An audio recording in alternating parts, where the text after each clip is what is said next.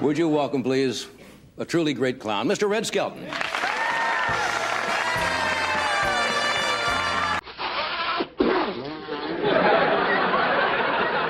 For over 4 decades, one of television's most beloved comedians had a final performance locked away from the public eye, deemed too raw and vulnerable to share. Imagine discovering a forgotten piece of entertainment history that feels less like a show and more like a private confession. One that reveals cracks behind the clown's smile and stories that fans never heard before. What made this footage so powerful that networks shied away from it for years? And why, after all that time, is it finally allowed to speak to millions of viewers? The answers lie in a lifetime full of laughter, tragedy, and a fearless honesty that audiences only now get to witness. The Hidden Final Special. In October 2024, a previously unseen chapter of Red Skelton's career surfaced, captivating more than 2 million viewers almost instantly. This was not just another rerun or a nostalgic clip, but a deeply personal farewell performance that had remained locked away in studio vaults for more than 40 years. Networks originally deemed this footage too emotional to air, fearing it revealed too much of the man behind the red nose and painted smile. What emerged was less of a comedy special and more of a raw confession.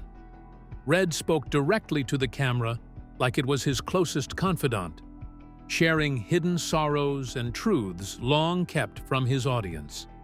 This final special laid bare family tragedies, career disappointments, and personal failures with an honesty that surprised longtime fans.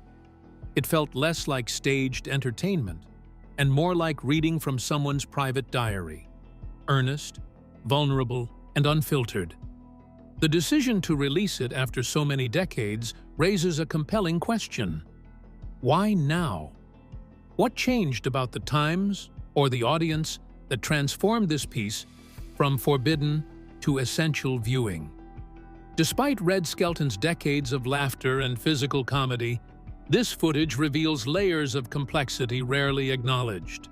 It was clear that his final work reflected not just a career in entertainment, but a man wrestling with profound loss and regret.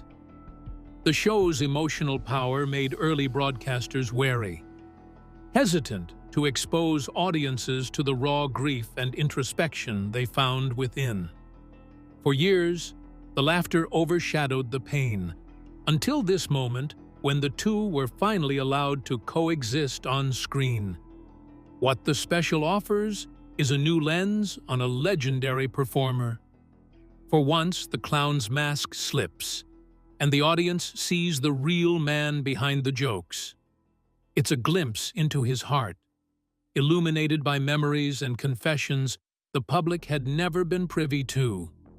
The careful restoration in high definition brings every subtle expression into focus. Tiny facial twitches and delicate gestures echo the emotional depth unmistakably. The clarity of the footage makes his vulnerability impossible to ignore, connecting him to a new generation unfamiliar with his name. Viewers noted how different this special felt compared to the familiar routines and characters they knew. It was quiet, where his past shows were boisterous, reflective instead of mischievous. His monologues drift beyond scripted humor, exploring grief, mistakes, and the cost of fame. In that sense, it's a time capsule and a farewell wrapped into one, inviting us not just to laugh, but to understand the man who made us laugh for years. What exactly led to such a candid, almost therapeutic performance? And why did it remain hidden for so long? The answers lie deeply rooted in Red Skelton's life story, his struggles, losses, and the weight he carried beneath the painted smile. To understand the full meaning of this final special, we need to look at where Red came from and what shaped the man behind the laughter.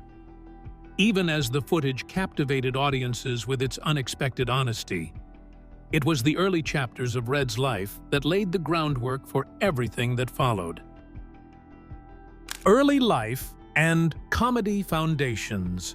Red Skelton was born on July 18, 1913, in Vincennes, Indiana, into poverty and loss. His father, a clown in the Hagenbeck-Wallace Circus, died suddenly just 2 months before Red was born, leaving his mother to raise 4 boys alone. They lost their small family store, struggling to survive as neighbors' kindness became their lifeline. Hunger and hardship shaped Red's formative years, yet he discovered early on that laughter could soften even the hardest moments. By the time he was 7 years old, Red was out on the streets selling newspapers for 3 cents each, using humor to boost his sales and charm strangers. His childhood was marked by relentless work, juggling odd jobs like delivering ice, carrying cigars, scrubbing laundry, and walking miles just to bring home a few coins.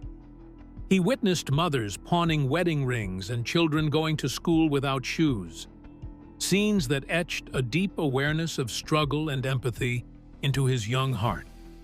At 10, he ran away with a medicine show, the kind of traveling circus offering miracle cures, and learned the power of performance while living with barely a roof over his head. For 4 years, he honed skills that would define his comedic style: juggling, pantomime, accents, and managing to make mistakes feel like magic. Red learned to perform without applause and laugh without reason, absorbing a harsh world but never losing his spark. His father had died before Red had the chance to know him, but even so, he left behind the only stories of a man who was more a burden than a source of happiness, a father who fell down come too soon. This non-existence turned into a shadow that loomed over Red for the rest of his life. He would not let go of those tales. Instead, he treated them as his gospel, hoping to find that bond in every dressing room mirror and circus tent. But it never happened. His humor was, in his own expression, a means to reclaim what was taken away from him, an open wound that determined everything he did. At 15, Red quit school with $135 and a comedian's promise to introduce him to the Chicago scene. His mother's soft, unexpressed approval assured him that some kids would always be the ones rushing towards the chances that they were able to figure out, because they knew the meaning of being left behind. Red, during the Great Depression, was a champ, and his perseverance took him to places like circuses, nightclubs, and streets, beating time that was never on the side of the artist. When he joined the Hagenbeck-Wallace Circus at 16, the same place his father used to work, Red could get into the very feelings that were going on in the circus. The sawdust all was then becoming more than just the funny guy. The spotlight, the anticipation right before the punchline hit. Everything turned him into a real force on the stage. He asked for the silence to be his friend, and so to say, he commuted the language through a pantomime and movement in a dazzle called the Merry Mutes. With such a face that communicated through subtle grins and slips, he became the master of touching people's hearts without proclaiming a word. The hardships of his youth fueled both his humor and the intensity of his later career, where success brought its own battles and heartbreaks. Rise to stardom and personal struggles. Red Skelton's career climbed steadily as he moved from vaudeville stages and radio studios to Hollywood backlots and television screens. His breakthrough came with the character Clem Cadiddlehopper, a slow-talking country bumpkin who charmed listeners on the radio and propelled Red's popularity. By 1941, his NBC radio show reached 20 million listeners each week, filled with a whirlwind of voices and sketch comedy that became a staple for American families. Film studios soon took notice, and MGM signed Red quietly in 1940, quickly transforming him from a radio personality into a cinematic star. His pantomime of a drunken scene in the 1941 film Dr. Kildare's Wedding Day was so memorable that he was credited with stealing the picture. MGM kept him busy, often placing him in productions where his physical comedy and timing elevated the material. Within a few years, Red was one of the most bankable stars on the lot, with hits like Whistling in Brooklyn bringing in the equivalent of over $40 million today. But even as Red's career skyrocketed, personal tragedies cast long shadows. In 1944, he learned his infant son Richard had leukemia, a secret he kept from the public and even some colleagues. Behind the scenes, Red was often found weeping in solitude while filming successful movies. Richard's death in 1958 at just 9 years old changed everything for Red, transforming his outlook on life and his comedy. The clown who made others laugh carried immense grief, a pain that gradually turned his humor more reflective and charitable. Success was accompanied by mounting pressures, including harsh studio contracts that left little room for rest. MGM demanded constant work despite illness and sorrow, leaving Red exhausted but unable to slow down. He fought for creative control, resisting the obedient role studios tried to impose, even risking suspension in 1951 by refusing a film part. That stand was unusual at the time and signaled a turning point in how performers negotiated their careers. Television gave Red new life, with The Red Skelton Show launching in 1951 to an audience of approximately 30 million. His characters, including Freddie the Freeloader, introduced in 1952, captured the hearts of millions, blending warmth and humor in ways that felt safe yet deeply human. However, off-screen turmoil persisted. His first marriage ended amid scandal, and his health and voice began to show the toll of decades of smoking and non-stop effort. As we come closer to the unseen depths of that final special, the characters and creativity Red developed become clear reflections of a complicated life lived in the spotlight and shadows alike. Defining characters and innovations. Red Skelton was more than just a comedian. He was a master of creating characters that captured the hearts of millions while pushing the boundaries of silent and physical comedy. His signature character, Clem Cadiddlehopper, a slow-talking country bumpkin, became an instant sensation after he introduced him on a radio show in 1937. Clem's unique blend of innocence and humor struck a chord with audiences craving lightheartedness during difficult times. This character wasn't just funny. It was comforting, a gentle figure who could make you laugh without offending, embodying humor without cruelty or stupidity. Beyond Clem, Red invented a beachy world of personalities, including Freddie the Freeloader, a hobo with a limp and a grin, who carried warmth beneath his ragged clothes. Freddie was inspired by a person Red had met while struggling himself, capturing a feeling of hope and resilience that viewers related to deeply. By 1953, Freddie had become more famous than some movie stars, a testament to how Red's characters transcended simple comedy to connect emotionally with a wide audience. This ability to humanize the downtrodden in a way that elicited both laughter and empathy was part of what made Red's work endure. Skelton's physical comedy was highly innovative, blending mime, pantomime, juggling, and slapstick in ways that television had rarely seen before. His background in silent vaudeville taught him the power of silence and expression, making his face a canvas of emotions that spoke volumes without words. These techniques allowed him to navigate broadcast constraints and bring timeless comedy that didn't rely solely on dialogue. Little moments, a twitch of an eyebrow, a slow stumble, or a poignant pause, became trademarks of his style that audiences loved. One of Red's most famous routines was the Mean Whittle Kid, a brat with a sharp tongue and slapstick timing. Though it sparked controversy and FCC warnings for its edge, Red believed comedy should reveal truth, even when it was uncomfortable. Audiences quoted the sketches, while parents whispered their complaints. But Red stood firm in his vision. This routine showed an evolution in his comedy, introducing a darker, more complex humor underpinned by real human experiences rather than simple gags. His innovations extended to film as well, where MGM saw his unique talent as a surefire draw. In movies like Whistling in Brooklyn, Red blended physical comedy with storytelling, pioneering early stop-motion effects alongside his rhythmic timing. Collaborations with Disney technicians to perfect these effects showcased how Red was at the forefront of merging emerging technology with traditional clowning. He was not just a funny man on screen, he was one of Hollywood's most inventive comedic stars during the 1940s.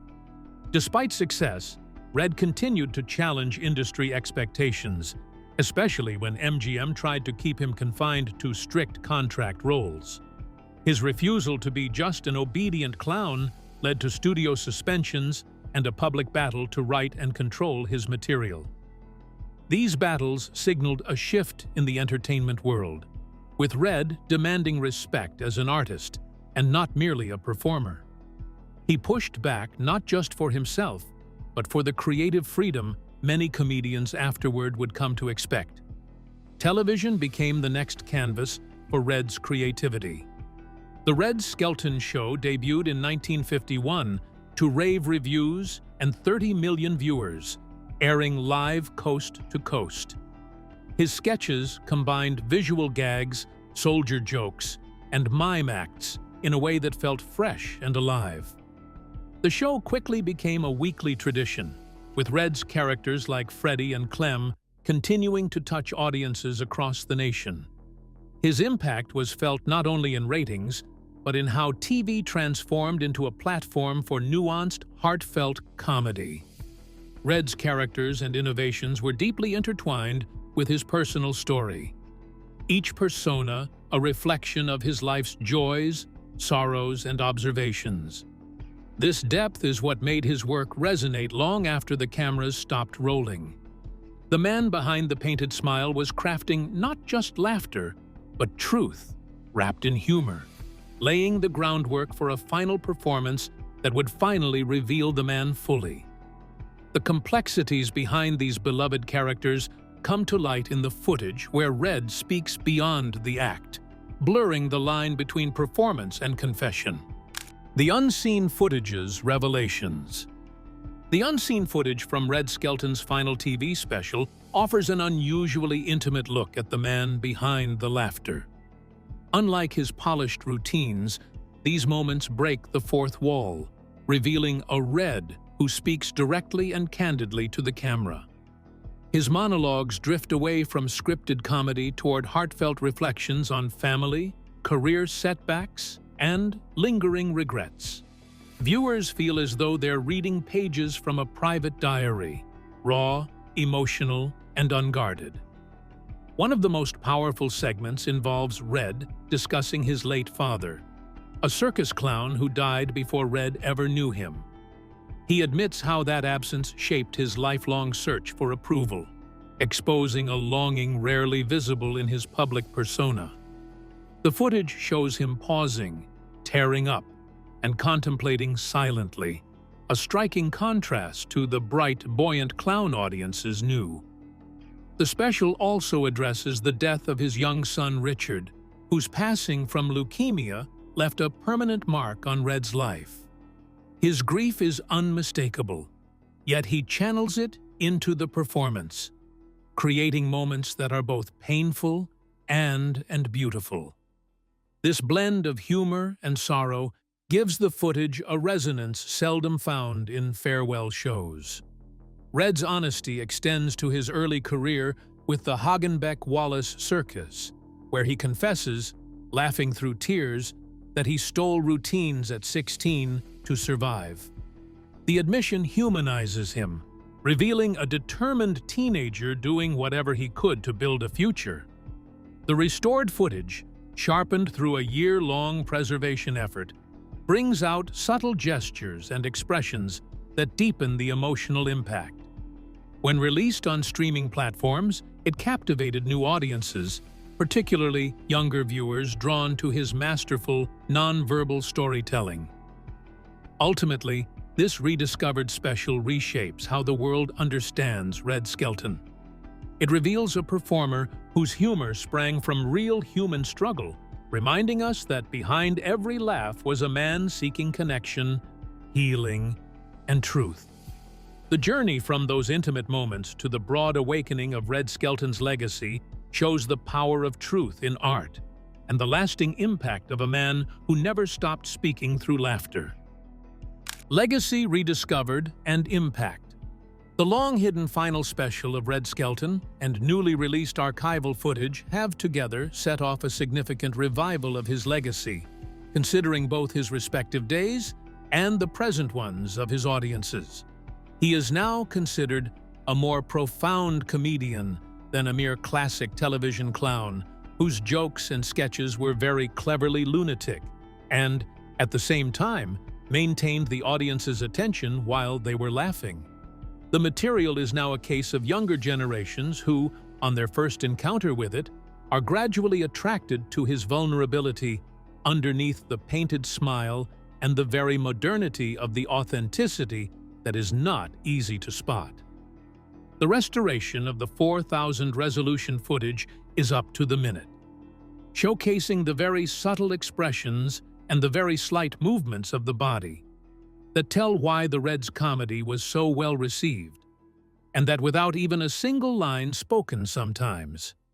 These discoveries change the commonplace of the familiar routines into the close, almost dialogic situations, hence giving the present-day audience the insight anew into his artistry.